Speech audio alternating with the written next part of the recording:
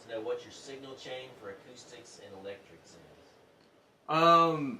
For electrics, there's not really a signal chain. I find anywhere I can find a 1/4-inch input, I plug it in, and like for chilling it, for example, I use Native Instruments guitar rig, which is pretty good sound. And you know, I have recently acquired an 11 rack, the Digidesign 11 rack, and I use that some now for some electric guitar sounds. For acoustic guitars, I have and really like. I have a Brent Averill API preamp that goes into my Apogee converters, and it's compressor. You use a compressor? Yeah, I've got the Purple Action lunchbox. You know, I actually have I don't. You got some pretty cool lunchbox stuff over here. But I've got that. It's a Brent Averill. They have like 2 versions of the Brent Averill API. It's a 312, which was kind of like the old console version, I guess, of a 512, and it sounds good. Sometimes I turn the compressor on. Sometimes I have it on. Yeah. As long as I can get a healthy signal into Pro Tools, I could use a SM58 with the ball off into an Apogee one. So you cut with the 58 on acoustic guitar?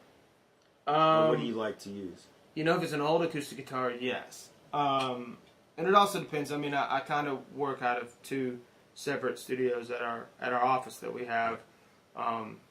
There's some more high-end gear. Like we use a Martech MSS10 for acoustics into an 1176. So I'm kind of getting this picture that gear is not the answer for you. No. You can have a cheap guitar. You can have cheap preamps. It's more about the feel. Pro Tools is the answer for me. Yeah, you can correct a lot of things later, but it's more about the feel and the vibe. Yeah. Yes, the vibe, and that's one thing, because we've written together a good bit over the last year, and that's what I always take away from the writing session. There's always a great vibe, and I think that's what more than equipment, because so many people use so many different pieces of equipment. Right. You know, and it's really, I mean, even you go back to like listen to old Garth Brooks records that were so huge. Gosh, they sounded terrible. They weren't recorded with great equipment, but it's the vibe, it's the feel that's so spectacular. I'll take something that feels good over something that sounds great all day. So if it sounds great and it's not any good, it doesn't really matter, does it? Right.